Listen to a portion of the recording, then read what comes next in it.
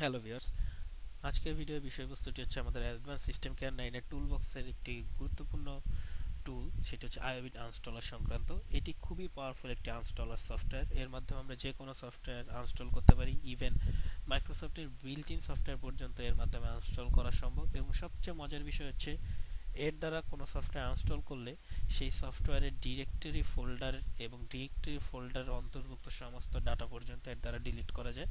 অর্থাৎ পুরোপুরি একটি আনস্টলার প্যাকেজ, এবং এটি খুবই রিলায়েবল পাওয়ারফুল একটি আনস্টলার। ধরুন মাইক্রোসফটের কন্ট্রোল প্যানেলে যে প্রোগ্রাম আনস্টলার বিল্ট ইন দেওয়া থাকে, এখানের মাধ্যমে আমরা যদি কোনো সফটওয়্যার ধরেন আনস্টল করি, সেটা আনস্টল হবে ঠিকই, কিন্তু ডিরেক্টরি ফোল্ডারে সেই সফটওয়্যারের প্রয়োজনীয় তথ্যগুলো রয়ে যায়। ডিরেক্টরি ফোল্ডার বলতে সি ড্রাইভের এই প্রোগ্রাম ফাইলস যদি আমরা 32 বিট ইউজ করি তাহলে এখানে, এবং 64 বিট করলে এখানে সেগুলো জমা থেকে যায়। কিন্তু এর মাধ্যমে কোনো সফটওয়্যার ইনস্টল করলে সে জমা থাকার কোনো অবকাশ নেই। তো চলুন দেখা যাক কিভাবে সফটওয়্যারটি কাজ করে। তো আরেকটি বিষয় হচ্ছে জানিয়ে রাখা ভালো, অ্যাডভান্স সিস্টেম কেয়ার 9 এর সাথে বিল্ট ইন অবস্থায় এটি থাকবে না। এটা ক্লিক করলে এটা ডাউনলোড হবে, এবং ডাউনলোড হওয়ার পর ঠিক ডেস্কটপে এরকম শর্টকাট আইকন চলে আসবে। আমি যেহেতু আগে থেকেই ডাউনলোড করে রেখেছি, তো আমি ক্লিক করা মাত্রই এটি অন হয়ে যাবে, এবং অন হওয়ার সাথে সাথে দেখতে পাচ্ছেন যেই যে সফটওয়্যারগুলো আমার আছে সব চলে আসছে।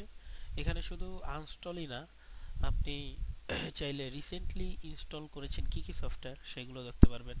আপনার কম্পিউটারের সবচেয়ে লার্জ সফটওয়্যারগুলো কি কি সেগুলো আপনি দেখতে পারবেন।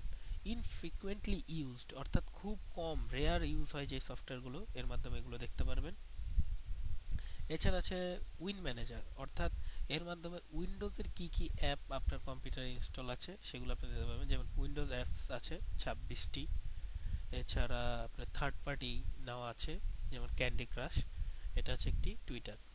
তারপর আছে স্টার্টআপ। স্টার্টআপের সময় মানে আপনার কম্পিউটারে যখন রিবুট হয় কি কি সফটওয়্যার এর সাথে সফটওয়্যারগুলো রিবুট হয়, এখানে সেগুলোর লিস্ট।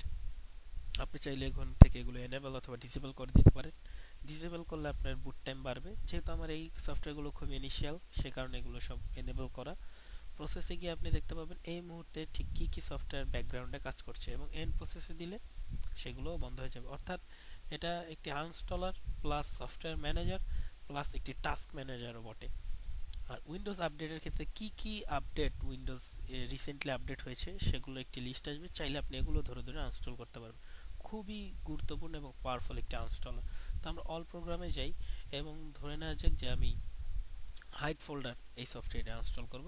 এটা মার্ক করব, অর্থাৎ যে ফোল্ডারটা সফটওয়্যারটি আমরা আনস্টল করতে চাই, যা সেটার উপর একটি ক্লিক করে মার্ক করব, এবং আনস্টল বাটনে একটি ক্লিক করব। ক্লিক করার সাথে সাথে এখানে একটি মেনু চলে আসবে যে do you want to uninstall the file or software, create restore point. এখানে আমরা ক্রিয়েট রিস্টোর পয়েন্ট দিব না, কারণ এটা একটু সময় নেয়। তো আমরা আনস্টলে ক্লিক করে দেব সরাসরি। আনস্টলে ক্লিক করার পর এটা একটু সময় নেবে, এবং দেখতে পাচ্ছেন এই ফোল্ডারটি আর চলে গেছে, অর্থাৎ আনস্টল হয়ে গেছে। এবং এই পাওয়ারফুল স্ক্যানটা হচ্ছে এই সফটওয়্যারটির যে যে জায়গায় তথ্য আছে অর্থাৎ ডিরেক্টরি, সেগুলো এর মাধ্যমে ডিলিট হবে। পাওয়ারফুল স্ক্যানে ক্লিক করবেন, যদি সেগুলো থাকে তো এখানে আসবে, আর যদি ডিরেক্টরি ফোল্ডার অথবা কোনো তথ্য না থাকে সেক্ষেত্রে এখানে আর কিছু শো করবে না, সরাসরি আপনার দেখাবে যে কোনো ডেটা নেই। তো একটু সময় নেয় এটা, যেহেতু স্ক্যান হয়। আমরা একটু ওয়েট করব।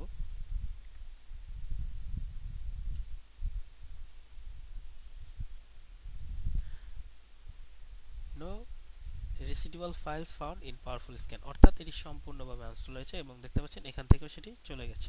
এবং যদি থাকতো তাহলে সেটা জাস্ট নেক্সট, এর পরবর্তীতে একটি নেক্সট ক্লিক করলে সেই ডিরেক্টরি ফাইলটিও মুছে যেত। আশা করি ভিডিওটি আপনাদের ভালো লেগেছে। আজ এ পর্যন্তই। পরবর্তী ভিডিওতে আমরা গুরুত্বপূর্ণ আরও অনেক ফিচার নিয়ে আলোচনা করব। ধন্যবাদ।